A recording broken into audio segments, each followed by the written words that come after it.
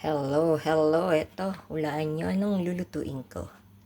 Siyempre may gata, saging na saba, langka, bilo-bilo, at itong ating kamote. At naglalagay ako ng vanilla at white sugar. So, alam nyo na kung ano ang aking lulutuin, ginatang bilo-bilo. Ayan, mag-start na tayong gumawa ng ating ginatang bilo-bilo. Ano na nilalagay ko ay gata. Yung nasa lata lang naman ang ginagamit namin ditong gata. Ayan, Oroyo. Oroyo. Commercial pa yan. Ayan. Ayan. Ano yun lang natin na kumulo siya. Uminit. And then, isusunod ko na ang ating bilo-bilo syempre. Saglit lang naman ito. Madali lang maluto. Naisipan lang naman namin kumain ng bilo-bilong ginatan kaya ganoon. Halu-haluin lang natin. Pag kumulo na to, aanihin ko na. Ilalagay ko na ang bilo-bilo. Hayang kumukulo na kaya ilagay na natin para maluto agad ang bilo-bilo.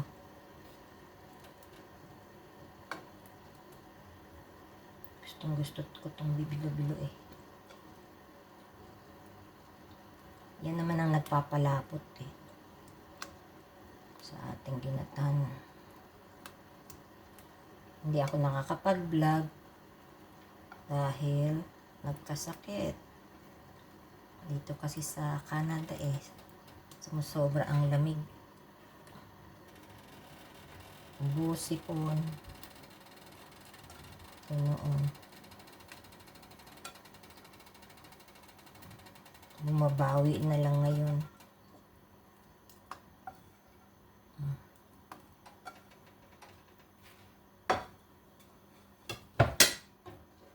Yan. Mamaya maglulutangan na yan. Luto na yung ating ano. Kaya mabilis lang itong maluto.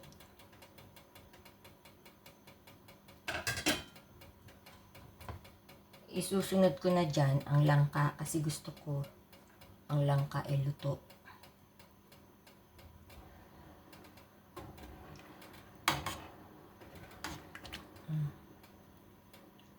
Kaya mabilis yan. Ang langka na gamit namin dito, din, nasa lata. Kasi mahalang dito, fresh na langka.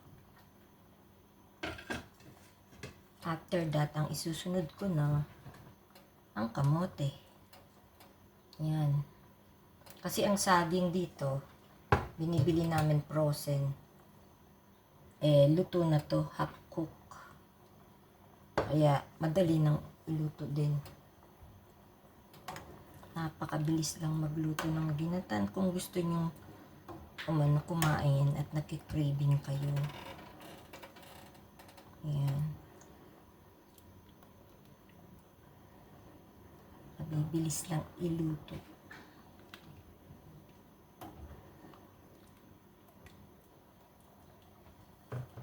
Ayan, ilagay na natin ang ating kamote.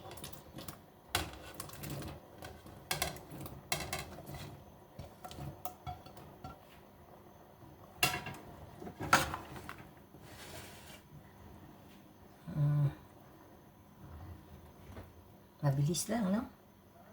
Tapos ng kamote. Ayan. At ngayon, isunod na natin ang ating saging. Mabilis lang eh. Mamaya yan, lalagyan ko na siya ng asukal.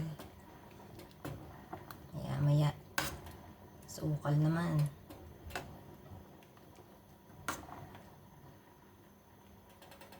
Tinakbang ko na. At dadagdagan ko ng vanilla para may konting lasa din na vanilla.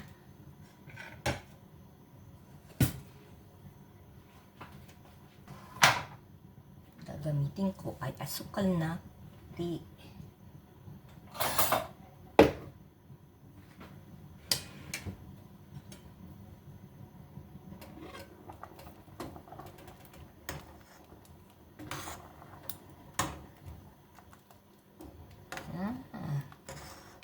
Sobrang agad ang lapot.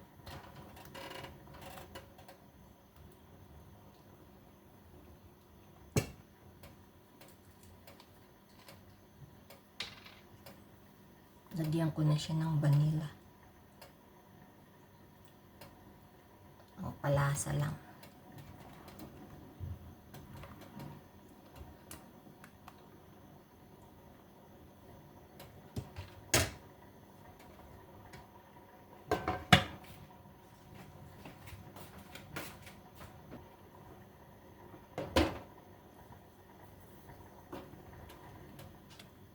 Nagtataka kayo kung bakit madami akong niluto, which na dalawa lang kami ni Vilma. Siyempre, nasa tabing bahay lang namin ng kapatid ko, bibigyan ko sila. Matigas pa ang kamote, kaya anuhin natin. Ayan tinitingnan natin. Haluin para hindi manikit sa ilalim, siyempre.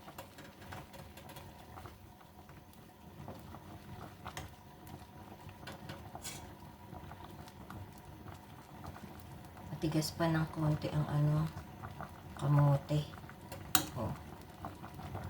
Ang kamote ang pinakamatigas. Kasi siya lang ang hilaw. Ayan na, mga luto na.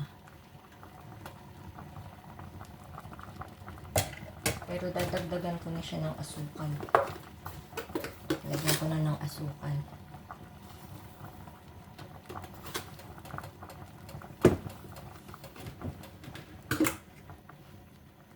Ayan.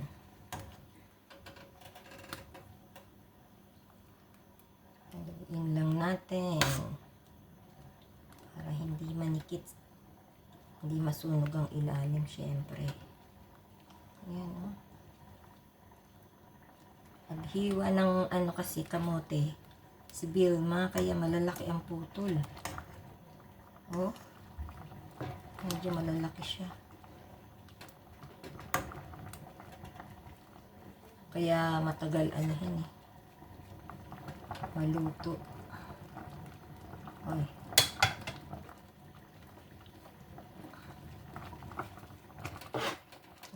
konti na lang at luto na yan.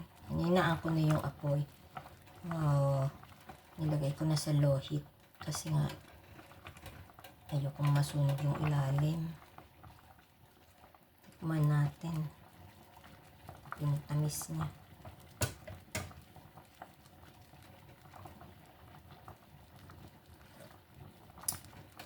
Okay na.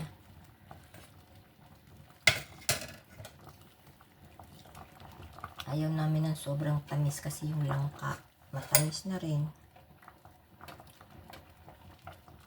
Sundutin ko yung ating kamote. Wow! Almost done. Ayan. Luto na siya. Kasi nga malalaki ang kamote. Nag-aalala ko na hindi pa siya luto, pero luto na. Ayan.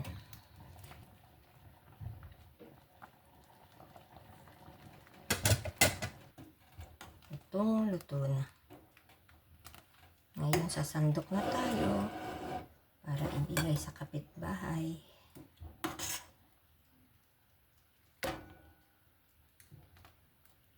Mabilis lang, no? Bilis lang ang namin pagluluto. Yan. Kita nyo?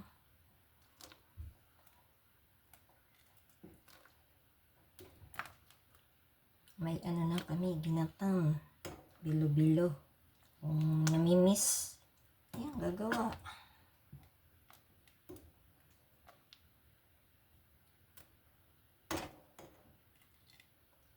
Lagyan natin ng... Ayan mga ka-forever.